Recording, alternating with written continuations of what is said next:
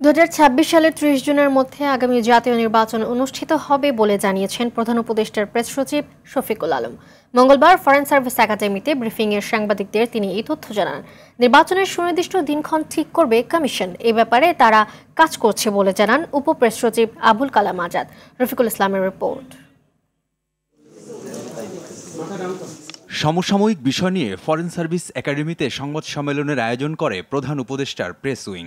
নির্বাচনের সময় নিয়ে সরকার স্পষ্ট রোডম্যাপ দিয়েছে বলে জানান প্রধান উপদেষ্টার প্রেস সচিব শফিকুল আলম। খুব স্পষ্ট রোডম্যাপ দেওয়া হয়েছে, এটা ডিপেন্ড করবে রিফর্মের উপর, বাট উনি একটা মানে টাইম একটা দিয়ে দিয়েছে।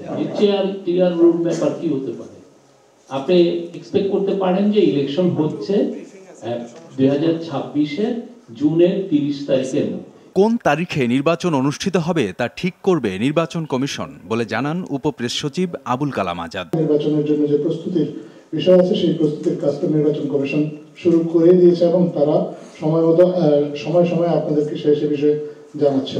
তো নির্বাচনের একদম যদি দিনক্ষণ জানতে চান তাহলে এই বিষয়ে আসলে আপনাদের সবার উচিত নির্বাচন কমিশনের সাথে যোগাযোগ করা। নির্বাচনের সময় বাড়বে কিনা তা জাতীয় ঐক্যমত এবং সংস্কারের উপর নির্ভর করবে বলেও জানান তিনি। সেই ঐক্যমত্য কমিশনে যে 6টি সংস্কার কমিশন করা হয়েছিল তাদের চেয়ারম্যানরা থাকবেন, তারা আলোচনা করবেন রাজনৈতিক দলগুলোর সাথে।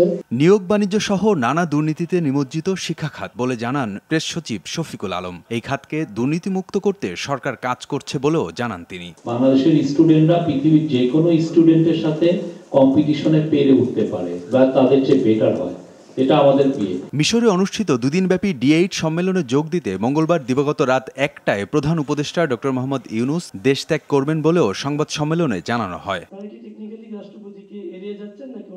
রফিকুল ইসলাম, RTV, ঢাকা।